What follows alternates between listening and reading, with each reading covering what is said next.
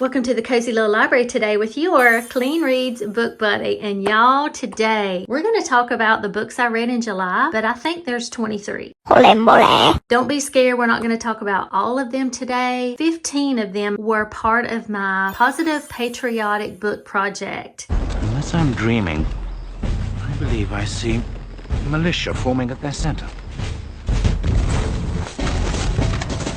I'm not finished, so I'm extending that into August, and today I'm just going to share 8. I've got children's middle grade, a Jane Austen, I've got fairy tale retelling, contemporary fiction. I'm excited. Let's get into it.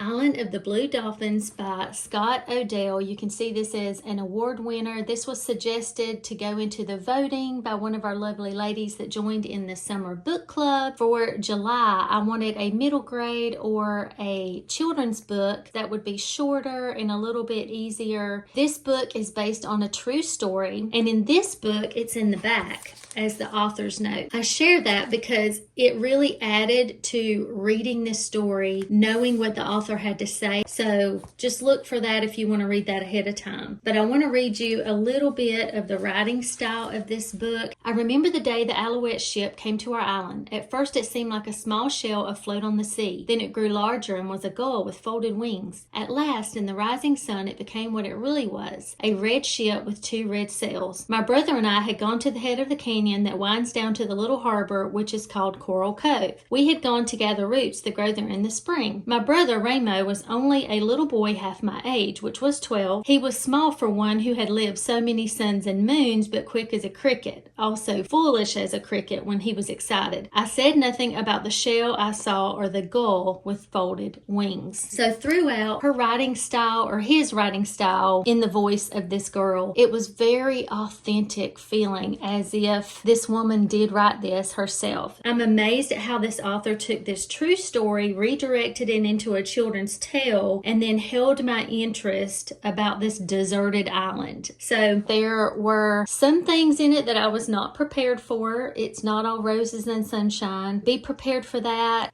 I gave it 4 stars. I'm excited to talk about Jane Austen July, which is a readathon that some ladies came up with a few years ago. Being a new booktuber, I had never heard of that, but I did do the prompt that they set up to read one of the 6 primary works, and I read Sense and Sensibility for the first time. The only one that I have not read after completing this one is Persuasion. That's all I have left. But this was so much fun. I did a buddy read with Kelly Reads a Lot and Bethany Brings Books. We had so much fun. Those ladies are very precious to me and hilarious. They're fun. So much fun. Because this book was wonderfully unpredictable. Why the men were being so mysterious. The healthy relationship of the mother and her daughters is lovely in the beginning. And then they are plopped into over-the-top situations, over-the-top people, over-the-top events, all kinds of mystery. They have to go through hard things. But their relationship is wonderful. And especially the sisters with each other. It was really nice to see, and one of the sisters especially loving, caring, and sacrificial in the things that she does for those that she loves. Wonderful, wonderful to see. So we had so much fun reading that, and I used this version to do my daily reading because of those easy to read big bright pages, but I also used this little paperback copy, super cheap, that I could annotate, write notes in, cute little photos too. They're hilarious, but really, really love this book. So Sense and Sensibility got 4 stars. Highly recommend it. The Bungalow Mystery, Nancy Drew, book number 3. Laura's mom has just passed away, and she is there at the lake to actually meet her new guardians. Well, of course, Nancy's around, something's not right, and she gets involved to try to help Laura out. It just wasn't my favorite, but it's Nancy, so I enjoyed it, and I was a wee bit bored. So there you go. Let's talk about The Happy Life of Isadora Bentley by Courtney Wash. Now, this was my first Courtney Wash. I'd been hearing a lot of buzz about her writing secular romance that was clean and they were safe to read. So I wanted to check one out. Halfway through the book, I did realize on the back of it, it said that it was a contemporary Christian romance. There were literally 2 places in the book. So don't go into this thinking you're going to get biblical truths and all this lovely Christian talk. There is none. It's just a clean, nice, no language romance. So that was lovely. Isadora Bentley is a rule follower. She's an academic. She's a planner. At 30 years old, she's having her birthday at the very beginning of this story. And she's depressed because even though she feels like she's done everything by the book, get it?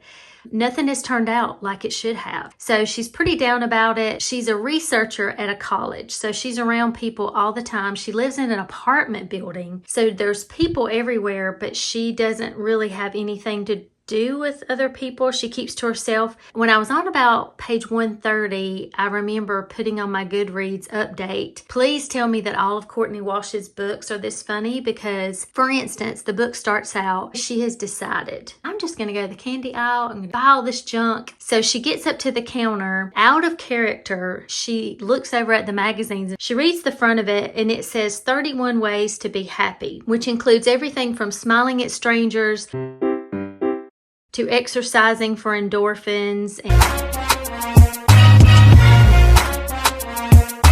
And she's like, that is so ridiculous. I'm going to do this as a secret research project, and I'm going to prove this woman wrong. She doesn't know what she's talking about. It's a contemporary romance, but it did have a lot of depth. I really liked it. 4 stars. Tearoom for 2, Tearoom Mysteries, book number 1. This book was just delightful. I buddy read this with Taylor, and if you enjoy tea or tea rooms or Victorian mansions or quaint New England towns, then you will love this. I have been on the hunt for mysteries that don't have everything revolving around fatal stuff happening. It was excellent. So Elaine and Jan Blake come up with opening a tea room. You get to join in the fun of the mysteries that happen to the cousins and all the situations that they get themselves into. Kind of midway, I splurged and got the audiobook as well because Taylor was telling me how great it was. And the accents are wonderful. I really love it. And one of the ladies, hers is really, really heavy and it just cracked me up. But super clean, Christian faith content, no profanity, mystery without heavy stuff going on. And I gave it 5 stars. Felicity American Girl. I'm going to show you the 2 different versions that I have. I did a buddy read with Morgan. This is a box set that shows the 6 different paperbacks. This is lovely. If you could ever get your hands on an actual box for the 6-book set. But anyway, just a year or so ago, I think I found this on Thrift Books. But this is a lovely copy, hardcover. The artwork is amazing in both sets. Has somebody else's name on there, but I wanted to show you. So it shows the 6 different stories that are contained in this omnibus. And look at the character list. Isn't that just lovely? There's Father. There's Felicity, and it gives you a little bit about each of the characters. There's Annabelle, if you know, you know. And then it gets started in the first story. And all of these 6 stories happen in 1774, which is a really crucial time in colonial America. Gentlemen, you will henceforth be known as the Minutemen. Oh, I wanted to show you this here. This is a great synopsis really for the entire book, the entire 6 stories. This really sums it up. It says, welcome to a keepsake treasury of timeless stories about Felicity Merriman, a colonial girl growing up when America was just beginning to become a nation. Felicity believes in freedom for the colonies, but she knows that others, including her grandfather and her best friend, believe differently. Felicity struggles to find ways to honor their points of view while remaining true to her own beliefs. Will there be a war? The answer will change Felicity's life forever. So it talks about this book having all of these together. Full of action, some grief, very sad parts, but it's so lovely. And each time that I read the series, I'm more impressed with how real these characters and their lives, their situations are in my mind. This is an excellent author, and I gave it 5 stars. Side note, you may have heard Morgan mention that we have a little fun secret coming up, and I think you're going to love it.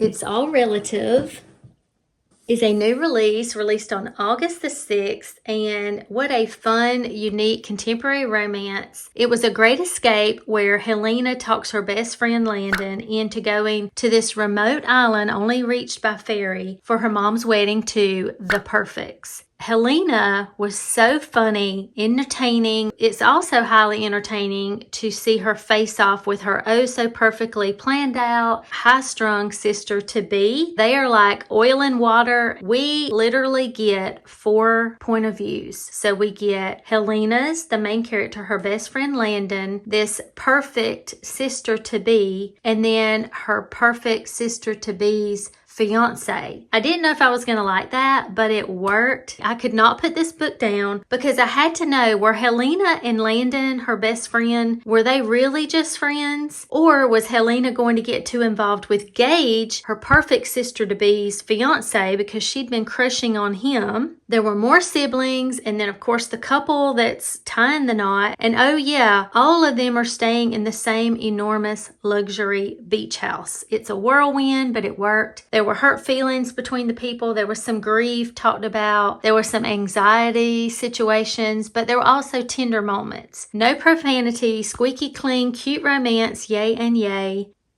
4 stars. The Captain and Miss Winter, a fairy tale retelling. In the Forever After series, you've heard me gush on and on about Beauty and the Baron, which was book number 1. I'm trying out Kindle Unlimited. Yay, I'm having so much fun. This is book number 2 in the series. And you can see how short the little novellas are, but I started this one afternoon when I was about to start cooking supper. I read just a little bit, could not quit reading. So I literally, while I was cooking supper, was reading this book, and then after supper, I finished it up. Could not quit reading, I had to know, but I wanted to show you what it is a fairy tale retelling of, if you have not heard of it. Snow White and Rose Red. I'll just read you this little snippet. One evening, as they were thus sitting comfortably together, someone knocked at the door as if he wished to be let in. The mother said, "Quick, Rose Red, open the door. It must be a traveler who is seeking shelter." Rose Red went and pushed back the bolt, thinking that it was a poor man, but it was not. It was a bear that stretched his broad black head within the door. The Brothers Grimm, the original fairy tales before a certain company with a mouse redid a lot of them to give them a little bit of a softer edge, but I wanted to read you that in case you had never heard of that before. So that was from the original, and then it starts out, once upon a time, Caspar Graysmark had thought a career in the military would be precisely everything he wanted. So he's a military man in the 1800s. This one is set in France. I mean, if you had just told me the synopsis, I may have thought, no, I'm not going to like that, but I absolutely loved it. It was lovely, clean, sweet, classy romance, still smiling about it, still thinking about it, and I have a feeling I'm just going to want to own all of them. I know they're all going to be good. Highly recommend this book. I gave this 5 stars as well as this one. So absolutely obsessed with this cute little short novella fairy tale retelling series. I hope this was helpful. Lots coming up. I've been tagged in a book tag. Morgan and I have our fun project we know you're going to love. I have a brand new Patreon, a cozy little bookish haven, where we're saving you a big old comfy chair for you to join us. Until next time.